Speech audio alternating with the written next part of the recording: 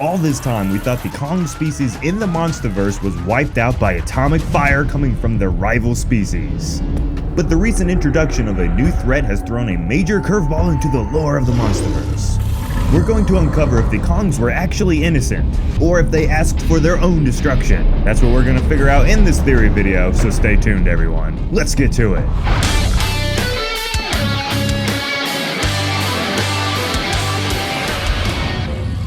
I'm gonna mention real quick, guys, I've avoided the spoilers fully for Godzilla and Kong the New Empire, so I have no idea what was said in those leaks. I'd kinda like it to stay that way, and I'm sure plenty others here would as well. So don't spoil anything, please, and if you must speak about it, be clever at least. Anyway, let's get on with it. And by the way, guys, I'm learning to do some 3D animating to step up my video game to make it better for you guys, so bear with me as I learn this. We know that the Kong species had evolved so drastically that they began to change the natural order of things in the Hollow Earth. That's established in the lore already. Their big brains allowed them to craft simple tools at first, but over time they learned to build entire civilizations. In the Godzilla vs. Kong novel adaptation, the Kongs, or at least a large faction of the species, had started to pillage the natural world during the ancient times. We can assume entire forests were cut down for supplies. And it's confirmed in the book that these Kongs had begun to tame other Titans by force and place them into a life of servitude. We don't know if the Kongs treated their fellow Titans with respect during this, caring and protecting them, or if they were abusive and mistreated them. But as of now, the reveal of the new Kong, rumored to be called the Skarking, along with other evidence found in the Hollow Earth and around the planet, supports that the Kongs were ruthless in their conquest. The Kongs have been portrayed through ancient cave paintings and other relics from the old times as battle-hardened fighters. We know that their species is capable of advanced emotional reactions that can be happy, mellow, or sad. But the emotion that shows up the most in these ancient depictions is hostility. Apes have always been accustomed to violence. In our real world, the only other species on the planet other than humans who wage wars with their own kind for reasons not based around survival are other apes. And in the MonsterVerse, since the franchise has attempted to mold fiction with reality, blending monster traits with real-world biology and our understanding of it, we can assume that the Kong species as a whole could potentially have been very dangerous given the right circumstances. But until recently, we assumed the Kongs, even though they made other Titans work for them, were unjustly killed off in a genocidal killing spree, resulting in the last of their species being forced to Skull Island where they were slowly destroyed.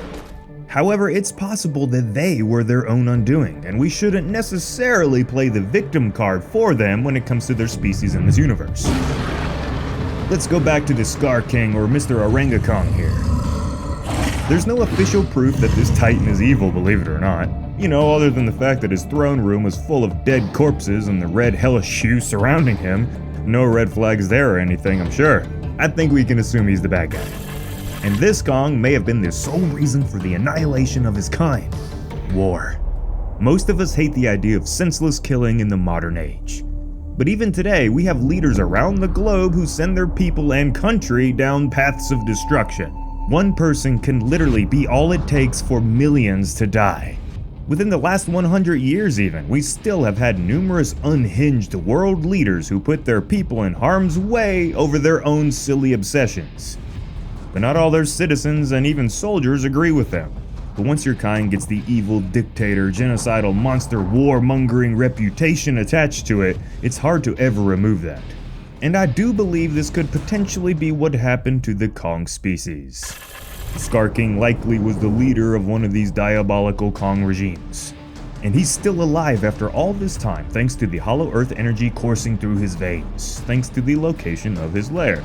Almost like the old knight in the Last Crusade Indiana Jones movie, who was given immortality but only if he stayed in the location of the Holy Grail. Attaining immortality at the expense of his entire species was likely never a concern for the king, if he truly has the typical narcissistic dictator qualities. But there's no denying that he will be full of hate and revenge for the destruction of his past empire. He's gonna want payback in this new movie, but let's go back to that ancient war. Let's imagine that this was caused due to more than just the Kongs enslaving other Titans. But under the rule of the Skarking, the Kong species as a whole overthrew and killed any who opposed their conquest of Hollow Earth. They would pillage the lands and take whatever they wanted. Not all of the Kongs would have agreed with this, I'm sure, but with such powerful emotions connected to loyalty and family in their species, it's safe to assume most Kongs would simply go with the plan out of pure respect for their clan and ruler. They followed his orders willingly, even when it meant pointless killing. But just like the human leaders who lead their people down this path, it was only a matter of time before enough was enough. And this is probably when the Great War would have started in this world. In my mind, I could see the ancient Kongs functioning in a way similar to our Vikings. Most days, they were just like any other human civilization at that time. Having families, growing farms, just surviving in a harsh world. But other times, under the direction of some crazy-ass king, they would send out war parties. And those everyday farmers and fishermen would turn into true monsters to any who wasn't a part of their clan. Perhaps Godzilla and his kind weren't the power-hungry rulers of the Hollow Earth, and in fact, we're only fighting the Kongs due to the Skarking's destruction of the balance there.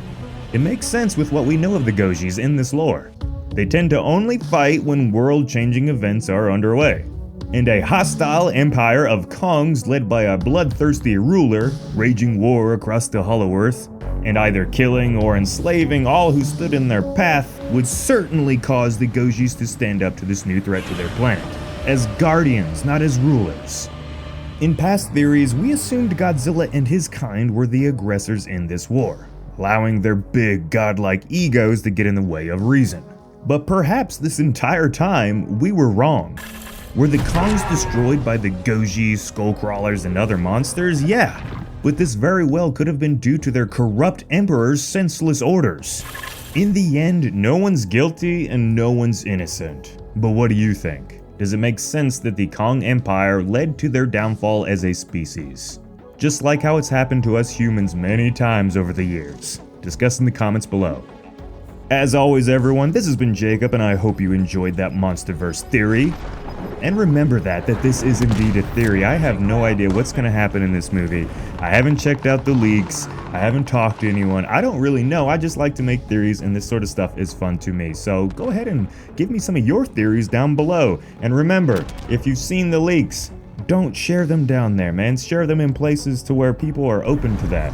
Don't ruin it for other people. Be a good person. And at the end of the day, guys, we have Comic-Con coming up, and that's a good shot at more MonsterVerse news and updates. Well, at least if Legendary has any sort of common sense, at least. Once again, I hope my noob-like animating wasn't too bad for you guys. I really gotta thank my buddy Zool, which I'll leave links down below to all his 3D work and all that if you want to go check it out or talk to him, because he taught me how to do this in like just a few hours, more or less. So hit him up if you want some help animating on Blender. Anyway guys, go have a good day, and I will see you in the next one.